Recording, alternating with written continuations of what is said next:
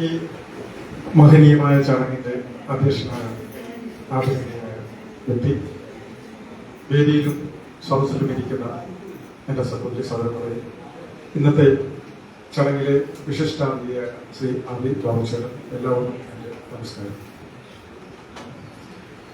ഇത്തരത്തിലെ ഒരു അനുഗ്രഹീതമായ ചടങ്ങിലേക്ക്, സന്തോഷകരമായ ചടങ്ങിലേക്ക് എന്നെ ക്ഷണിച്ചതിൽ ഉള്ള നന്ദി ഞാൻ ആദ്യമേ രേഖപ്പെടുത്തട്ടെ. ശരിക്കും ഹിന്ദു ഐക്യവേദിയുടെ പ്രസിഡന്റായി ശ്രീ ആർ വി ബാബുശേഖരനാണ് തെരഞ്ഞെടുത്തത് എന്ന് അറിഞ്ഞപ്പോൾ നിങ്ങൾ ഹിന്ദുക്കളെ പോലെ സന്തോഷിച്ച കുറച്ചു പേരാണ് ഞങ്ങളും. കാരണം അദ്ദേഹത്തെ അത്രയധികം പ്രതീക്ഷയോടെയും അത്രയധികം ബഹുമാനത്തോടെയും സ്നേഹത്തോടെയുമാണ് ഞാൻ കാണുന്നത്. വളരെ കുറച്ചു നാളത്തെ പരിചയമേ ഉള്ളൂ എനിക്ക് ബാബുശേഖരനോട്, കുറച്ച് വർഷങ്ങളെ ആയിട്ടുള്ളൂ നേരിട്ട് പരിചയപ്പെട്ടു. എന്നിരുന്നാൽ തന്നെയും ശശികല ടീച്ചറിനെ പോലെ തന്നെ ബാബുചേട്ടനെ ഞാൻ വളരെ നാളുകളായി ഫോളോ ചെയ്യുകയും വീക്ഷിക്കുകയും ചെയ്യുന്ന ഒരാളാണ്. കാരണം അദ്ദേഹത്തെ ഏൽപ്പിച്ചിട്ടുള്ള എല്ലാ ചുമതലകളും വളരെ ഭംഗിയായും പൂർണ്ണമായും ചെയ്ത ഒരു നേതാവാണ് ശ്രീ ആർ വി ബാബുചേട്ടൻ. അതുകൊണ്ട് തന്നെ അദ്ദേഹത്തിന് എന്തുകൊണ്ടും എത്ര സീനിയോറിറ്റി ഉള്ളവരും ഉണ്ടെങ്കിൽ പോലും കർമ്മം കൊണ്ട് താൻ അതിന് പൂർണ്ണമായും 100% അർഹനാണ്. അതുകൊണ്ട് തന്നെയാണ് അദ്ദേഹത്തെ നേതൃത്വം ഈ പദവി ഏൽപ്പിച്ചത്.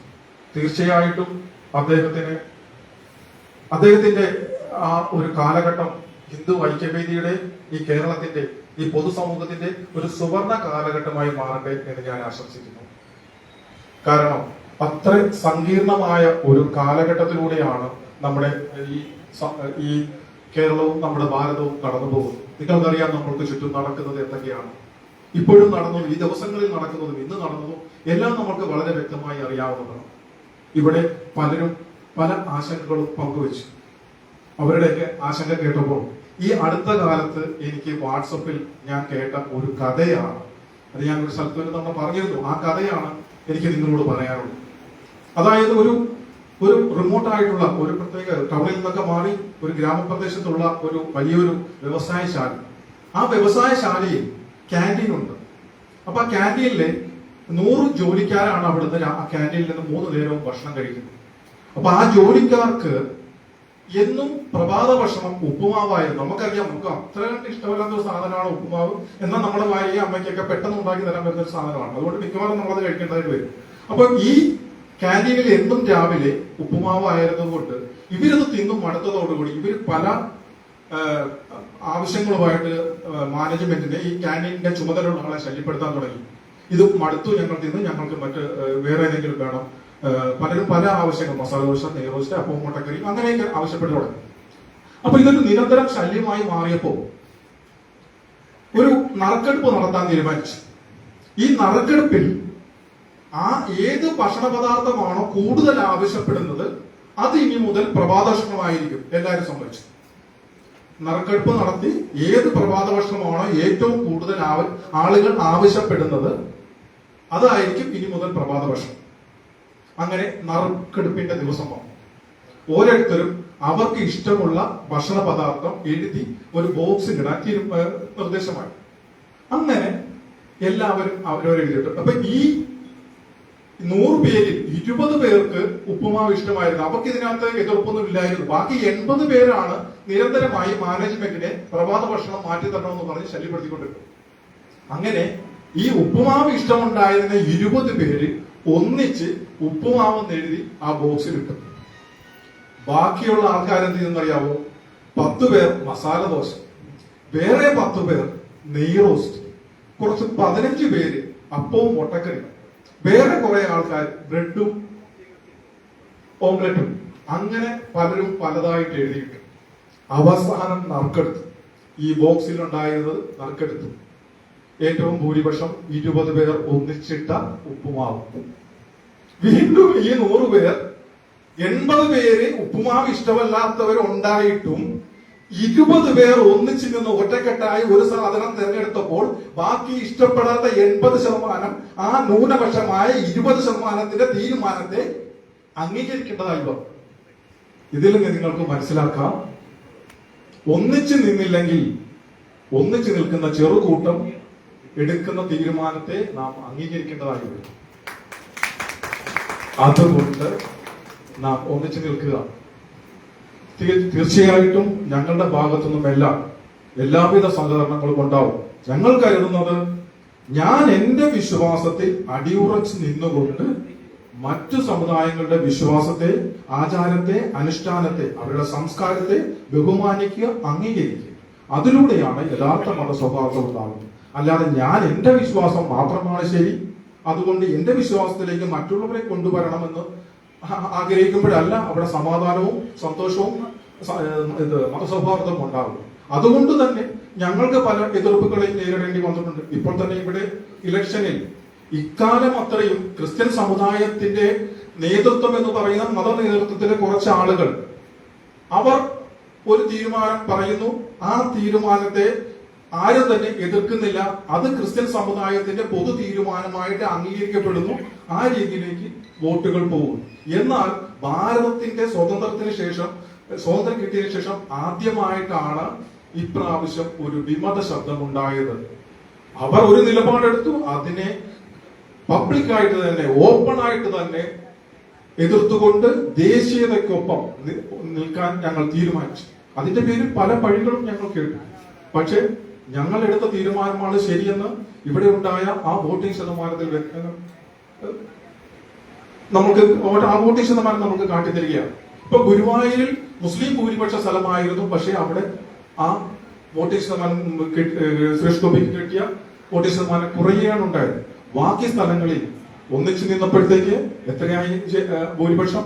75,000. അപ്പൊ ഇതിൽ നിന്ന് നമ്മൾക്ക് ഒത്തിരി പഠിക്കാനുണ്ട്. അതുകൊണ്ട് തന്നെ ഹിന്ദു ഐക്യവേദിയുടെ അധ്യക്ഷനായി തിരഞ്ഞെടുത്ത ബാബുചേട്ടനെ എല്ലാവിധ ആശംസകളും തരുന്നു, ഞങ്ങളുടെ എല്ലാവിധ പിന്തുണയും തരുന്നു. നല്ലൊരു സുവർണ കാലഘട്ടമായിരിക്കട്ടെ അധ്യക്ഷനായി അദ്ദേഹം സേവനമനുഷ്ഠിക്കുന്ന കാലഘട്ടം. അദ്ദേഹത്തിന് എല്ലാവിധ ആശംസകളും നേരുന്നു. നന്ദി, നമസ്കാരം, ജയ് ഹിന്ദ്.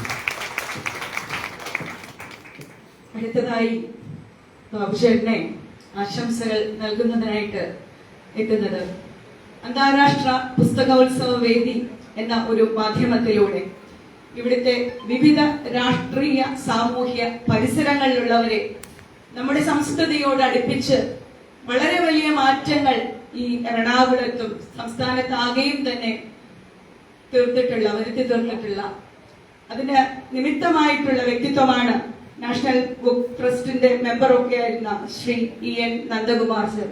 അദ്ദേഹത്തെ ഏറ്റവും ആദരപൂർവ്വം ക്ഷണിച്ചുകൊള്ളുന്നു. അധ്യക്ഷ വേദിയിലും സദസ്സിലും ഇരിക്കുന്ന ഗുരുജനങ്ങളെ, എനിക്ക് വൈക്കത്ത് നടത്തുന്ന സമ്മേളനത്തിൽ വെച്ചിട്ടാണ് RV ബാബുവിനെ സംസ്ഥാന അധ്യക്ഷനാക്കിയത്. അതിൻ്റെ ഒരു അനുമോദന യോഗമാണ് നമ്മൾ നടക്കുന്നത്. എങ്കിൽ വൈക്കത്തെ സംബന്ധിക്കുന്ന ഒരു പ്രശ്നം തന്നെ പറയാനാണ് എൻ്റെ മനസ്സിൽ പെട്ടെന്ന് വന്നത്. ഒരു 100 വർഷങ്ങൾക്ക് മുമ്പ് വൈക്കത്ത് നടന്ന ഐതിഹാസികമായിട്ടുള്ള വൈക്കം സത്യാഗ്രഹത്തിന്റെ ഭാഗമായിട്ട് അതില് മാർച്ച് മാസം 30-ാം തീയതി സമരം ആരംഭിച്ച് ഏപ്രിൽ മാസം 7-ാം തീയതി 2 പ്രമുഖരായിരിക്കുന്ന ആളുകളോട് അറസ്റ്റ് ചെയ്യപ്പെട്ടു. KP കേശവമേനോനും TK മാധവനും. ഇവർ രണ്ടുപേരും അറസ്റ്റ് ചെയ്തവരും മഹാത്മജി അറിയിച്ച സമയത്ത് മഹാത്മജി അന്നത്തെ സമരസമിതിയുടെ കൺവീനറായിരിക്കുന്ന K കേളപ്പൻ അയക്കുന്ന ഒരു കത്തുണ്ട്. ആ കത്തിന്റെ ആദ്യത്തെ പ്രധാനപ്പെട്ട ഭാഗം KP കേശവമേനോനെയും TK മാധവനെയും പോലീസ് അറസ്റ്റ് ചെയ്ത വിവരമറിഞ്ഞ് ഞാൻ അവരെ അനുമോദിക്കുന്നു എന്നാണ് അതിനകത്ത് കത്തിലുള്ള വാചകം. എന്ന് വെച്ചാൽ എനിക്ക് സാമാന്യന നേരത്തെ സംസാരിച്ച് കേട്ട സമയത്ത് ശശികല ടീച്ചറിന്റെ തുടർച്ചയായിട്ട് 365 ദിവസക്കാലം പണിയെടുക്കുന്ന RV ബാബുവിനെ അനുമോദിക്കുന്ന സമയത്ത് മഹാനായിട്ടുള്ള മഹാത്മജിയുടെ വാക്കുകൾ തന്നെയാണ് എന്റെ മനസ്സിൽ സത്യത്തിൽ വരുന്നത്. കാരണം അതിനകത്ത് നമ്മൾ ബാക്കി എല്ലാവരും ചിരിച്ചപ്പോഴും ഇടതുവശത്തിരിക്കുന്ന റോയിലിരിക്കുന്ന 3ാമത്തെ വരിയിലിരിക്കുന്ന 2 പേര് മാത്രമേ ചിരിച്ചില്ല. ബാക്കി എല്ലാവരും ആ സമയത്ത് വളരെ പൊട്ടിച്ചിരിച്ചിരുന്നു. കാരണം ഈ പറയുന്ന ഏറ്റെടുത്തിരിക്കുന്ന ദൗത്യത്തിന്റെ വലിപ്പത്തെ സംബന്ധിച്ച് കൃത്യമായിട്ട് ബോധ്യമുള്ള സംഘടനാ പ്രവർത്തകർക്ക് ബാബു ഏറ്റെടുത്തിരിക്കുന്ന ദൗത്യം ഒരു ചെറിയ പ്രവർത്തനമല്ല, ഒരു വലിയൊരു കാര്യമാണ്. നിരവധി കാര്യങ്ങൾ ചെയ്യാനായിട്ടുള്ള പ്രവർത്തനം ബാബുവിനെ സംബന്ധിച്ചുണ്ട്. അത് പുറത്തു നിന്ന് മാത്രമല്ല, അകത്തു നിന്ന് കൂടിയുണ്ട്. ഒരു സമൂഹത്തെ സംബന്ധിച്ച് ആ സമൂഹത്തിൽ മാറ്റങ്ങൾ കൊണ്ടുവരാൻ സാധിക്കണമെന്നുണ്ടെങ്കിൽ ആ സമൂഹത്തിനകത്ത് തന്നെ കാതലായ മാറ്റങ്ങൾ അനിവാര്യമാണ്. അന്ധവിശ്വാസം ജടിലമായിരിക്കുന്ന ഒരു സമൂഹത്തെ സംബന്ധിച്ച് ആ സമൂഹത്തിന് മുന്നോട്ട് പോകാൻ അതിനെ സംബന്ധിച്ച് ചില പരിമിതികളെ സംബന്ധിച്ചുണ്ട്. സ്വന്തം സമൂഹത്തിനകത്ത് നിന്ന് പോലും ഈ തരങ്ങളിൽ മാറ്റങ്ങൾക്ക് അനിവാര്യമായിരിക്കുന്ന ഒരു സാഹചര്യത്തിലാണ് ബാബുവിനെ പോലുള്ള ആളുകൾ ചുമതലയേറ്റെടുത്തിട്ടുള്ളത്. തീർച്ചയായിട്ടും ബാബുവിന്റെ അദ്ദേഹത്തിന് ദീർഘകാലമായിട്ട് പരിചയമുള്ള ആളെന്ന നിലയ്ക്ക് ഏത് വിഷയത്തെ സംബന്ധിച്ചും വളരെ കൃത്യമായിട്ട് പഠിക്കുകയും അഭിപ്രായം പറയാൻ സാധിക്കുന്ന ബാബുവിന് അത് സാധിക്കുമെന്നുള്ള കാര്യത്തിൽ എന്നെ സംബന്ധിച്ച് യാതൊരു സംശയവുമില്ല. അതിന് ജഗദീശൻ അദ്ദേഹത്തിന് ശക്തി കൊടുക്കട്ടെ എന്ന് പ്രാർത്ഥിച്ചുകൊണ്ട് വാക്കുകളൊക്കെ സംഹരിക്കുന്നു. നന്ദി, നമസ്കാരം. സ്നേഹത്തോടെ നന്ദി അർപ്പിക്കുന്നു സർ. അടുത്തതായി ബാബുചേട്ടന് ആശംസകൾ അർപ്പിക്കുന്നത് നമുക്കെല്ലാം സുപരിചിതനായിട്ടുള്ള ഇന്ന് സോഷ്യൽ മീഡിയയിൽ താൻ ചെയ്യുന്നതെന്തോ അത് മറ്റുള്ളവർക്ക് പ്രചോദനമാവാനും എല്ലാവരിലേക്ക് എത്താനും പ്രവർത്തനത്തോടൊപ്പം എല്ലാ തരത്തിലുള്ള കമ്മ്യൂണിക്കേഷൻസും അതിൻ്റെതായ രീതിയിൽ നിർവഹിച്ചു പോരുന്ന എറണാകുളത്തിന്റെ ഒരു സൂപ്പർ റോൾ മോഡൽ കൗൺസിലർ ഉണ്ട്, നമ്മുടെ പത്മജ ചേച്ചി. പത്മജ ചേച്ചി വ്യക്തിപരമായും ഏറെ ബന്ധങ്ങളുണ്ട്. അതിലുപരി ഈ സംഘടനയിലും ഈ പ്രസ്ഥാനത്തിലും ഒക്കെ വന്നിട്ട് ഒരുപാട് പ്രവർത്തനങ്ങളിലൂടെ നമുക്ക് മോട്ടിവേഷനാണ്. യൂത്തൊക്കെ പത്മജ ചേച്ചിനെ ഒരുപാട് സ്നേഹിക്കുന്നുണ്ട്. അപ്പൊ ചേച്ചിയുടെ വാക്കുകൾ ബാബുചേട്ടനും അനുഗ്രഹമാകട്ടെ. പ്രിയപ്പെട്ട ബാബുചേട്ട, ബഹുമാനം കൊണ്ട് വിളിച്ചതാണ്. പ്രായത്തിൽ എന്റെ അന്യൻ തന്നെയാണ്. വേദിയിലിരിക്കുന്ന മഹത് വ്യക്തിത്വങ്ങളെ ഒരു കാര്യം പറയാനാണ് ഞാനിവിടെ ആഗ്രഹിക്കുന്നത്. ബാബുചേട്ടൻ പ്രസിഡന്റായി നടന്നപ്പോൾ ഞാൻ ശരിക്കും ഹിപ്പിപ്പുറയും നമ്മൾ പറയില്ല, അതുപോലെയായി. കാരണം നേരത്തെ പറഞ്ഞ പലരും പറയാത്തൊരു കാര്യമുണ്ട്. ഹിന്ദു എക്കണോമിക് ഫോറത്തിന്റെ സ്റ്റേറ്റ് സെക്രട്ടറി ആയിരുന്നു ഞാൻ. നമുക്ക് ഇല്ലാത്തത് എക്കണോമിക്സ് പല കുട്ടികളും പഠിക്കുന്നുണ്ട്, പക്ഷെ കയ്യിൽ പണമില്ല. എന്റെ അമ്മ എപ്പോഴും പറയും, മടിയിൽ കനമില്ലെങ്കിൽ നന്നായി പോവാൻ. ഇപ്പൊ കുറച്ച് മടിയിൽ കനം വേണം. വന്നപ്പോ രവീന്ദ്രൻ സാർ ചോദിച്ചു, ബാഗ് നിറയെ കാശാണോ എന്ന്. അല്ല, 2 മൊബൈല് മാത്രമേ ഉള്ളൂ സാറെന്ന് ഞാൻ പറഞ്ഞു. പക്ഷെ പൈസ വേണം. 1921 ലൂരിയെ കത്തി അറബിക്കടലിൽ എറിഞ്ഞിട്ടില്ല എന്ന് പറഞ്ഞപ്പോൾ എന്നെ ഞാൻ പേര് പറയുന്നില്ല, നേരത്തെ പറഞ്ഞ ന്യൂനപക്ഷത്തിൽ പെട്ട ഒരു ബിഷപ്പ് എന്നെ വിളിച്ചു. ഞാനന്ന് സ്റ്റേറ്റ് നാഷണൽ റെപ്രസെന്റേറ്റീവായിട്ട് Kerala state social welfare board member ആയിരുന്നു. അദ്ദേഹം പറഞ്ഞു, നിങ്ങളിവിടെ ടെൻഷൻ അടിക്കുന്നത്, നിങ്ങൾക്കൊരു ആൻഷ്യസ് ആവുന്ന ഹിന്ദുക്കള്, ആകെ 18% ലാൻഡേ നിങ്ങളുടെ കയ്യിലുള്ളൂ. നിങ്ങൾ എന്തിനാ പേടിക്കുന്ന? കത്തി അറബിക്കടലിൽ അറിഞ്ഞിട്ടില്ല. What's your problem? But we have got everything to lose. 35 Rolls Royce car നിരത്തിൽ കൂടെ ഓടുന്നുണ്ടെങ്കിൽ 30 ഞങ്ങളുടേതാണ്, 4 മറ്റേ ന്യൂനപക്ഷത്തിന്റെ. ഒരെണ്ണം അച്ഛന്റെയോ അപ്പൂപ്പന്റെയോ അല്ലെങ്കിൽ സെക്കൻഡ് ഹാൻഡോ തേർഡ് ഹാൻഡോ ഒക്കെ മേടിച്ച് വീടിന്റെ പോർച്ചിട്ടേക്കുന്ന ഒരെണ്ണം ഹിന്ദുക്കളുടെ ഉണ്ടാകും. പക്ഷെ RSS പോലൊരു സംഘടന ഞങ്ങളെ പ്രൊട്ടക്ട് ചെയ്യാനില്ല. 3867 ക്രിസ്ത്യൻ പെൺകുട്ടികൾ സ്ത്രീയെ ആടുമേക്കാൻ പോയി. പക്ഷെ അത് പറഞ്ഞൊരു ബിഷപ്പ് എന്താ ചെയ്തത് നമുക്കറിയാം. എനിക്ക് എങ്ങനെ BJP മെമ്പർഷിപ്പ് എടുക്കാൻ പറ്റും? ആരും അറിയരുത്. ഞാനൊരു വലിയ ഉയർന്ന പുരോഹിതനാണല്ലോ. എങ്ങനെ എടുക്കാം? എന്റെ ഒരു ധൈര്യത്തിന് എന്നെ RSS സംരക്ഷിക്കും, മോദിജി സംരക്ഷിക്കുന്ന എന്റെ ഒരു ധൈര്യത്തിന് ഞാൻ പറഞ്ഞു, നമുക്ക് മിസ്ഡ് കോൾ അടിക്കാം. എന്നാ മിസ് കോൾ അടിക്കൂ, ആരോടും പറയില്ല. ഈ കഥ ഞാൻ എല്ലായിടത്തും പറയും. പണ്ടുവരെ അദ്ദേഹത്തിന്റെ പേര് ഞാൻ പറഞ്ഞിട്ടില്ല, അതൊരു വാക്കാണ്. അപ്പൊ എല്ലാരും പരിഭ്രാന്തരാണ്. നേരത്തെ ബെന്നിച്ചേട്ടൻ പറഞ്ഞ പോലെ പരിഭ്രാന്തരാണ്. എങ്ങോട്ടേക്കാണ് പോകുന്നത്? ഒരു കാര്യം ചേട്ടാ, ഞാൻ വരുന്നുണ്ട് ചേട്ടന്റെ വീട്ടില്. എന്റെ ഹസ്ബൻഡാണ് ഇപ്പൊ ഹിന്ദു എക്കണോമിക് ഫോറത്തിന്റെ സ്റ്റേറ്റ് പ്രസിഡന്റ്. അദ്ദേഹം മാപ്പ്, അതായത് മഹാ അന്തപ്രേരണ, നമ്മളെ എല്ലാവരെയും ഒരു എന്റർപ്രനർ ആക്കുക, ഒരു ബിസിനസ്സുകാരനാക്കുക. ബിസിനസ്സിലെ പൈസയുള്ളൂ, ബിസിനസ്സിന് സമയമുള്ളൂ. എന്റെ കൂടെ 75 പേര് ജോലി ചെയ്തു. ഞാൻ ഇന്റീരിയർ ഡിസൈനിങ് ഫേം നടത്തുകയാണ്. ഇപ്പോൾ സ്വയം സമർപ്പിച്ച് നമ്മുടെ സമൂഹത്തിന് വേണ്ടി പ്രവർത്തിക്കുന്നു. അപ്പോ 75 പേര് 100 രൂപ എനിക്ക് ദിവസം കിട്ടുകയാണെങ്കിൽ 7500 രൂപയാണ് ഒരു ദിവസത്തെ എന്റെ വരുമാനം. ഒരു ചാർട്ടേഡ് അക്കൗണ്ടന്റിന്റെ ഭർത്താവിന് കിട്ടുന്ന ചിലപ്പോ 3000 3500 രൂപയായിരിക്കും. ലിവറേജ് ചെയ്യുന്നത്, ആളുകളുടെ അധ്വാനവും പൈസ ലിവറേജ് ചെയ്യുന്നത് അതിലാണ്. ചേട്ടനെ വന്ന് കാണുന്നത് നമ്മളുടെ പ്രായഭേദമന്യേ എല്ലാവരും ബിസിനസ്സുകാരാക്കണമെന്നാണ് എന്റെ ഹസ്ബൻഡിന്റെ ഒരു വിഷൻ. അതിന് ചേട്ടൻ ഞങ്ങളോടൊപ്പം ഉണ്ടാവും. തിങ്കളാഴ്ച അവിടെ ഒരു യൂണിറ്റ് തുടങ്ങുന്നുണ്ട് പറവൂര്. 5 നമ്മളിലെത്തി. ഇതിൽ മരിച്ചുപോയില്ലേ, പ്രളയത്തിൽ മരിച്ചുപോയ അനിൽകുമാറിന്റെ വൈഫിന് ഹിന്ദു എക്കണോമിക് ഫോറം അവിടെ 5 മെഷീന്റെ യൂണിറ്റ് പറവൂര് തുടങ്ങുന്നുണ്ട്. ഞാൻ ചേട്ടനെ വിളിക്കാൻ പറ്റുകയാണെങ്കിൽ ചേട്ടനും കൂടെ വരണം. അടുത്ത ചേട്ടന്റെ വർഷത്തേക്ക് ഒരു 1000 പേരെങ്കിലും പുതിയ ബിസിനസ്സുകാരാക്കണം. അതിലെ പൈസയുള്ളൂ. അല്ലെങ്കിൽ ഫാദർ പറഞ്ഞത് എന്തിനാണ് കുറെ തലകൾ പോകും, അത് 52% തല പോവാനായിട്ട്. വേറെ എന്താ നമുക്ക് കഷ്ടപ്പെടാണ്ട്? ഒന്നുമില്ല. 2 മൊബൈല്. സാറ് ചോദിച്ചൊരു 5 പൈസ ഇല്ല ഇതിന്റെ ഉള്ളില്. അപ്പൊ ഇത്രയും പറഞ്ഞിട്ട് we are all looking forward. ഞാൻ ചേട്ടൊരു മെസ്സേജ് അന്ന് തന്നെ അയച്ചിരുന്നു. ചേട്ടാ, വി ഹാവ് ടു ഫൈറ്റ്. നേരത്തെ പറഞ്ഞ വി ഹാവ് ടു ഫൈറ്റ്. ആത്മാഭിമാനത്തോടെ ഹിന്ദുവായിട്ട് എനിക്ക് ഇവിടെ ജീവിക്കണം. ആത്മാഭിമാനത്തോടെ എനിക്ക് ഹിന്ദുവായിട്ട് ഇവിടുന്ന് പോകണം. എന്റെ മോള് മരിച്ച് ക്രിമറ്റോറിയത്തിൽ പോയപ്പോ 2 വയസ്സ് താഴെയുള്ള കുട്ടികളെ ആക്കില്ല. എടുത്തപ്പോ വെള്ളം വരുന്നു. അപ്പൊ പറഞ്ഞു, സാറേ എങ്ങനെ ഇത് കിടത്തുന്നത്, എന്തെങ്കിലും ഒരു കാട്ടൻ കൊണ്ടുവരുന്നു. NSSന്റെ അദ്ദേഹം പോയിട്ട് ഹോർലിക്സിന്റെ കാട്ടൻ. അങ്ങനെയാണോ ഞങ്ങളുടെ കുഞ്ഞ് പോകട്ടെ? അത് വെച്ചിട്ട് ഇറങ്ങി പോകുമ്പോ ശ്മശാന സൂക്ഷിപ്പുകാരൻ, നമ്മൾ സെക്യുലർ ആണല്ലോ സാർ, റഹീം പറഞ്ഞു, അയ്യോ സാറന്മാരെ അങ്ങനെ പോവല്ലേ, 2 ഉരുളൻ കല്ലെടുത്ത് വെക്കും, അല്ലെങ്കിൽ രാത്രി പട്ടി വന്ന് മാന്തുന്നു. 60 ദിവസം എന്റെ ഭർത്താവ് രാത്രി വഴിയും വെച്ചാണ് കാവലിരുന്നു. അപ്പൊ അദ്ദേഹം എവിടെ പോയി എന്നോട് പറയുന്നില്ല. പെട്ടെന്ന് 10 ദിവസത്തിലാ മരിച്ചു. ഞാൻ പ്രസവിച്ച് കിടക്കുകയാണ്. അത് കഴിഞ്ഞൊരു ദിവസം എന്നെ കൊണ്ട് കാണിക്കുന്നത്, നിങ്ങൾക്കൊക്കെ അറിയാം, നമ്മുടെ രഘുര ശ്മശാനം. ഞാൻ കണ്ടു കാണിക്കുമ്പോ പത്മജ, ഞാൻ പോയിരുന്നത് ഇവിടെയായിരുന്നു. നമ്മുടെ മോള്. പിന്നെ അങ്ങേര് പറഞ്ഞു, ഭൂമിയോട് ചേർന്ന് ചെറിയ ശരീരമല്ലേന്ന്. അപ്പൊ അങ്ങനെ പോകേണ്ടതാണ് ഒരു ഹിന്ദു പെൺകുട്ടി. അങ്ങനെയാണ് പോകേണ്ടത്. റഹീമാണോ നമ്മുടെ സെക്യുലർ ആയിട്ട് നമ്മളുടെ ശ്മശാനങ്ങൾ കാത്തു സൂക്ഷിക്കുന്ന? ബാബുച്ചേട്ട, ഇതൊക്കെ ബാബുച്ചേട്ടന്റെ ഡ്യൂട്ടിയാണ്. ബാബുച്ചേട്ടന്റെ ഡ്യൂട്ടിയാണ്. ഞാൻ സ്വയം തരില്ല ബാബുച്ചേട്ടന്.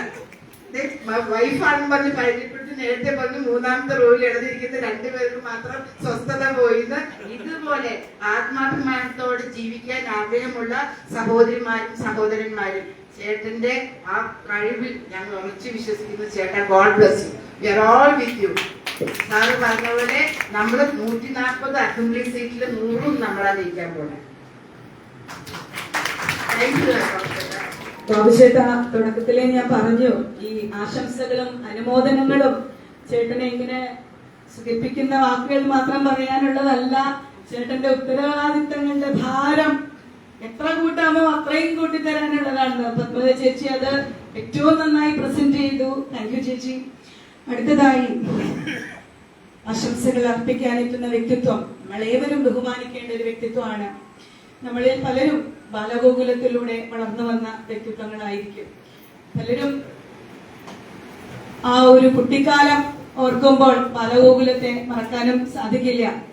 ബാലഗോകുലത്തിന്റെ വളർച്ചയ്ക്ക് 1960കൾ മുതൽ ഏകദേശം എന്റെ ഓർമ്മയില് എനിക്ക് മനസ്സിലാക്കാൻ സാധിച്ചിട്ടുള്ളത് വെച്ച് 1960കൾ മുതൽ സംഘപ്രവർത്തനത്തില് എല്ലാ തരത്തിലുള്ള സമർപ്പണം നടത്തിയിട്ടുള്ള ഒരു വ്യക്തിത്വം. അടിയന്തരാവസ്ഥ കാലത്തും എല്ലാം ഒരുപാട് പ്രവർത്തനങ്ങൾക്ക് നേതൃത്വം കൊടുത്ത് കാര്യാലയത്തിൽ തന്നെ ഉണ്ടായിരുന്ന ഒരു വ്യക്തിത്വം വിജയരാഘവൻ ചേട്ടൻ. ചുവര സ്വദേശിയാണ്. ഇപ്പോൾ ബാലസംസ്കാര കേന്ദ്രത്തിന്റെ ചെയർമാനാണ്. വിജയരാഘവൻ ചേട്ടൻ എന്ന് പറഞ്ഞാൽ നമുക്ക് ചിലപ്പോ എല്ലാവർക്കും അത്രയ്ക്കും പിടികിട്ടിയില്ലെങ്കിലും ബേബിചേട്ടൻ എന്ന് പറഞ്ഞാൽ നമുക്ക് പെട്ടെന്ന് ഓർമ്മ കിട്ടും.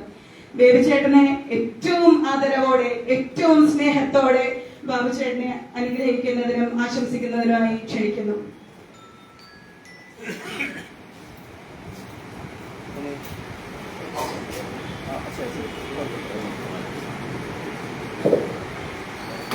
ബഹുമാനപ്പെട്ട യോഗാധ്യക്ഷൻ, വേദിയിലും സദസ്സിലും ഇരിക്കുന്ന വിശിഷ്ട വ്യക്തിത്വങ്ങളെ, സഹപ്രവർത്തകരെ, സഹോദരി സഹോദരന്മാരെ, എൻ്റെ പ്രിയപ്പെട്ട അനിയൻ ബാബു, എല്ലാവർക്കും എൻ്റെ വിനീത നമസ്കാരം.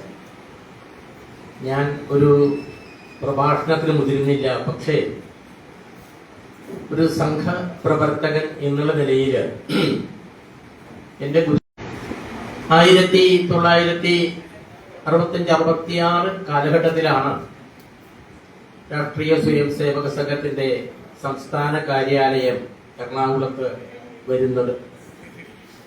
ഈയാട്ടുമുക്കിലെ ഒരു വാടക കെട്ടിടത്തില് സംഘത്തിന്റെ ആദ്യത്തെ പ്രാന്ത കാര്യാലയം വന്നു. അവിടെ 66 മുതൽ 74 വരെ അന്നത്തെ പ്രാന്തപ്രചാരകനായിരുന്ന സ്വർഗീയ ഭാസ്കർറാവുജിയുടെ കൂടെ സംഘപ്രവർത്തനത്തില് ഏർപ്പെടാൻ സാധിച്ചു.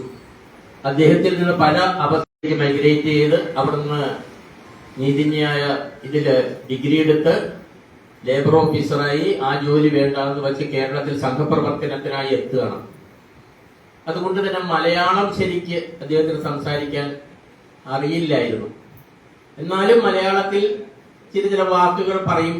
അപ്പോൾ ഞാനും അവിടെ ഉണ്ടായിരുന്നു. ആ സമയത്ത് പ്രവർത്തകരെ ഇടയ്ക്കിടയ്ക്ക് വിളിച്ചു കൂട്ടിയിട്ട് അദ്ദേഹം പറയുന്ന ഒരു വാക്കുണ്ട്, we are not soldiers, we are not soldiers, we are commanders. ഞാൻ ഈ സമയത്ത് ബാബുവിനെ ഓർക്കുകയാണ്. ആലുവ ജില്ലയിൽ തന്നെയാണ് ഞാനും സംഘപ്രവർത്തനത്തില്, എന്റെ വീടും അവിടെ തന്നെയാണ്. സംഘപ്രവർത്തനത്തില് ഏതാണ്ട് 59 സംഘ സ്വയം സേവനയുടെ ഇന്നും 64 വർഷമായിട്ട് പോയിക്കൊണ്ടിരിക്കുകയാണ്. പ്രശ്നങ്ങൾ ഉണ്ടാകുന്ന സമയത്ത് ഒരു സാധാരണ സ്വയം സേവകനിൽ നിന്ന് തനിയെ ഉയർന്ന കമാൻഡേഴ്സ് ആ നേതൃത്വം ഏറ്റെടുത്ത് പ്രവർത്തിച്ചിട്ടുള്ള ഒരാളാണ് ശ്രീ ബാബു. അതുകൊണ്ടാണ് ഞാൻ ആ വാക്ക് ഉപയോഗിച്ചത്. നമുക്ക് എല്ലാവർക്കും എപ്പോഴും ശ്രദ്ധിക്കാവുന്ന ഒരു വാക്കാണ് we are not soldiers, we are commanders. അതോടൊപ്പം തന്നെ ഭാസ്കറോ പറയുമായിരുന്നു വി ആർ നോട്ട് കിങ്സ്, നമ്മൾ രാജാക്കന്മാരല്ല, വി ആർ കിങ് മേക്കേഴ്സ്. നമ്മൾ രാജാക്കന്മാരെ സൃഷ്ടിക്കുന്നവരാണ്. ഞാൻ മുഖവരയില്ലാതെ തന്നെ പറയട്ടെ, നമ്മൾ അനുമോദിക്കുന്ന ബാബു ദൈവം ഒരു അറ്റത്ത് വന്നിരിക്കുന്നുണ്ട്. രാജാവല്ല, ഞാൻ രാജാവല്ല, ഞാൻ രാജാക്കന്മാരെ സൃഷ്ടിക്കുന്ന കിങ് മേക്കേഴ്സ് ആണ് എന്ന ചുമതലാബോധത്തോടു കൂടിയിട്ടാണ് ബാബു പ്രവർത്തിച്ചു കൊണ്ടിരിക്കുന്നത് എന്ന് നമുക്ക് എല്ലാവർക്കും അറിയാം. ആലുവ ജില്ല എന്ന് പറയുന്നത് സംഘർഷങ്ങൾക്ക് അറുതിയില്ലാതെ വർഷങ്ങളോളം പ്രവർത്തിച്ചു കൊണ്ടിരുന്ന ഒരു ജില്ലയാണ്. ഇപ്പോൾ ഏതാണ്ടൊക്കെ ശമനമായിട്ടുണ്ട്.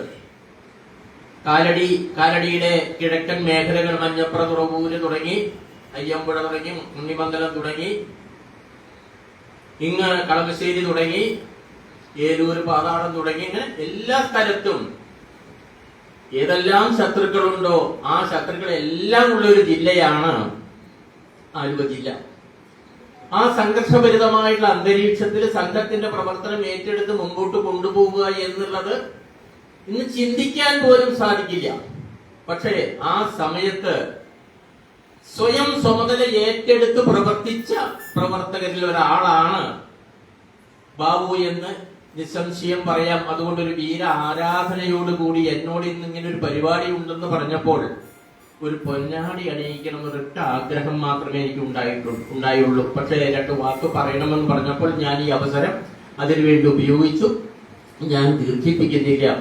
നമ്മുടെ പൂർവികർ പറഞ്ഞ അതേ പാതയിലൂടെ ഒരു ആദർശ സ്വയം സേവകനായി ബാബു ഹിന്ദു ഐക്യവേദിയുടെ മാത്രം പ്രവർത്തകനായിട്ട് എനിക്ക് കാണാൻ സാധിച്ചിട്ടില്ല. ബാലഗോകുലത്തിന്റെ പരിപാടികൾ നടക്കുന്ന സ്ഥലത്ത് അവിടെ ബാബുവിനെ കാണാം. സംഘത്തിന്റെ വളരെ ഗൗരവമുള്ള വിഷയങ്ങൾ ചർച്ച ചെയ്യുന്ന സ്ഥലത്തും ബാബുവിനെ കാണാം. പരിവാർ പ്രസ്ഥാനങ്ങളുടെ എല്ലാ പരിപാടികളിലും നമ്മുടെ പ്രിയപ്പെട്ട ബാബുവിനെ എനിക്ക് കാണാൻ സാധിച്ചിട്ടുണ്ട്. കാരണം ഞാനും മിക്കവാറും എല്ലാവരുടെയും കാര്യങ്ങൾക്കൊക്കെ പോകാറുണ്ട് എന്നുള്ളത് കൊണ്ട് ഞാൻ അവിടെയൊക്കെ ബാബു പോകാറുണ്ട്. ഈ അവസരത്തിൽ ബാലഗോകുലം സംസ്ഥാന സമിതിയുടെയും ബാലഗോകുലത്തിന്റെ ബാലസംസ്കാര കേന്ദ്രം ട്രസ്റ്റിന്റെയും എല്ലാ അഭിനന്ദനങ്ങളും അറിയിച്ചുകൊണ്ട് ഞാൻ നിർത്തുന്നു. നിങ്ങൾക്ക് എന്റെ വിനീത നമസ്കാരം. ബേബിച്ചേട്ടന്റെ ഈ വാക്കുകൾ ബാബുചേട്ടന് ഏറ്റവും പ്രചോദനമാവട്ടെ. എന്ന് നമുക്ക് പ്രാർത്ഥിക്കാം. അടുത്തതായി ആശംസകൾ അർപ്പിക്കുന്നതിനായി എത്തുന്നത് ഡോക്ടർ വിജയകുമാരി, മഹിളാ ഐക്യവേദിയുടെ ജില്ലാ പ്രസിഡന്റായിട്ടുള്ള മേഡത്തെ ഞാൻ ഏറ്റവും ആദരവോടെ ക്ഷണിക്കുന്നു.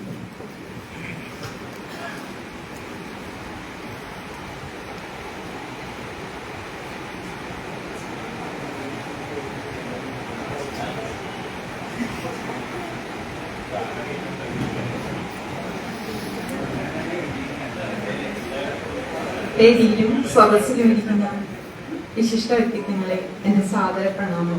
ഇന്നിവിടെ കൂടുതലൊന്നും പറയുന്നില്ല.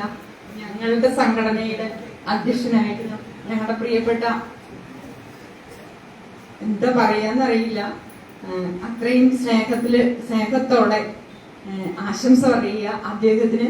ഈ സംഘടനയെ, ഹിന്ദു ഐക്യവേദി എന്ന് പറയുന്ന ഈ ബൃഹത്തായ സംഘടനയെ ആൽമരം പോലെ പടർന്നു പന്തലിച്ച് ഹിന്ദു സമൂഹത്തെ ഉയർത്താനായിട്ടുള്ള ആ ഒരു കഴിവ് അദ്ദേഹത്തിന് എന്നും ഉണ്ടാവട്ടെ. അതിനുള്ള ശക്തി ഈശ്വരൻ കൊടുക്കട്ടെ എന്ന് മാത്രം പറഞ്ഞുകൊണ്ട് ഞാൻ എന്റെ വാക്കുകൾ അവസാനിപ്പിക്കുന്നു. നന്ദി, നമസ്തേ.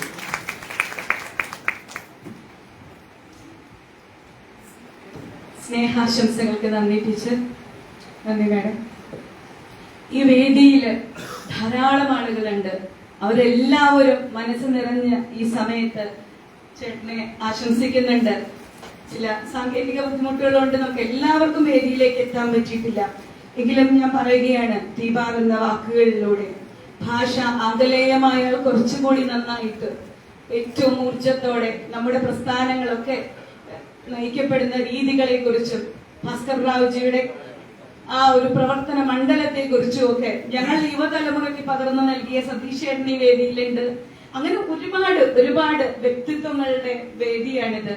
ഈ ധന്യമുഹൂർത്തത്തിൽ ചേട്ടൻ ആദരിക്കപ്പെടുന്നതിൽ ഒരുപാട് സന്തോഷം. ഇനി ആദരിക്കൽ ചടങ്ങ് വാക്കുകൾ കൊണ്ടാണ് കഴിഞ്ഞിട്ടുള്ളത്. ഇനി ഉപഹാര സമർപ്പണവും പൊന്നാട എണീക്കലും ഒക്കെയാണ് നടക്കാൻ പോകുന്നത്.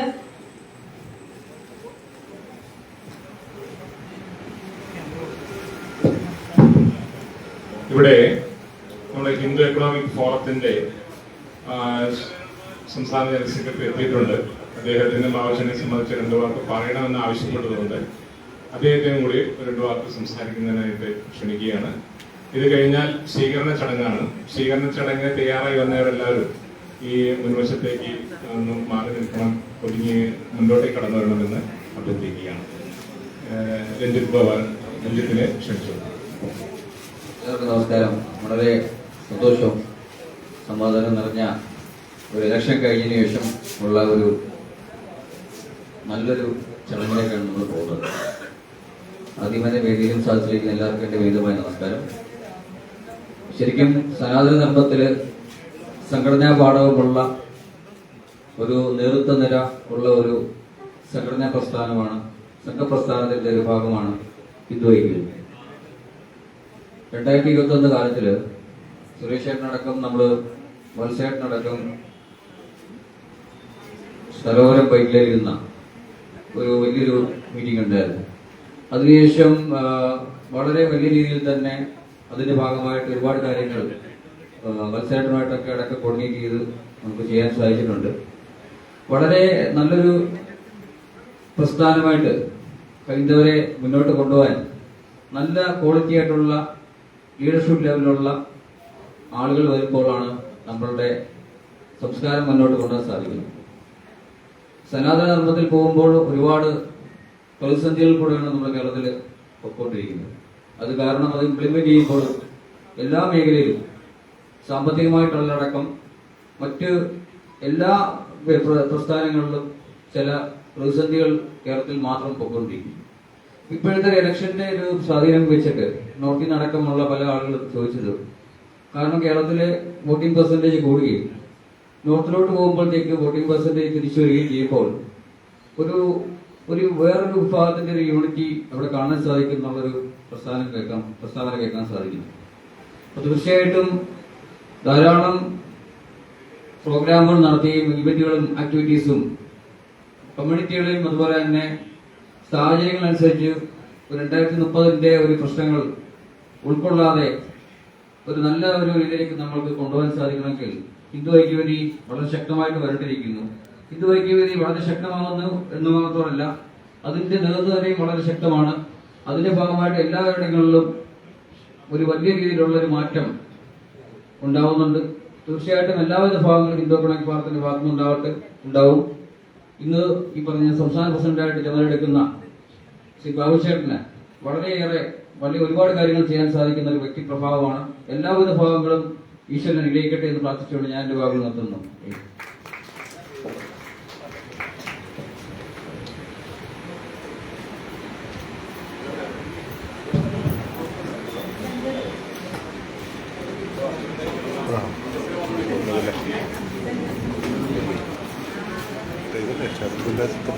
എന്തോന്നില്ല, അതായിരിക്കണം അത്.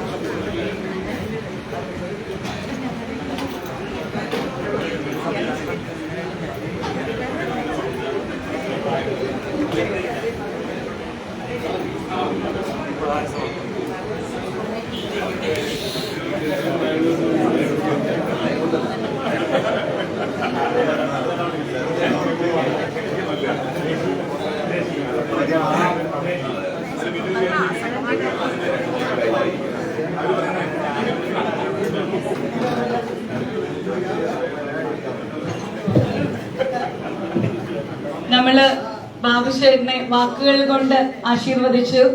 ഇനി പൊന്നാട അണിയിച്ച് ഉപഹാരം നൽകിയൊക്കെ നമ്മൾ ഈ അനുമോദനം ഏൽപ്പിക്കുകയാണ്.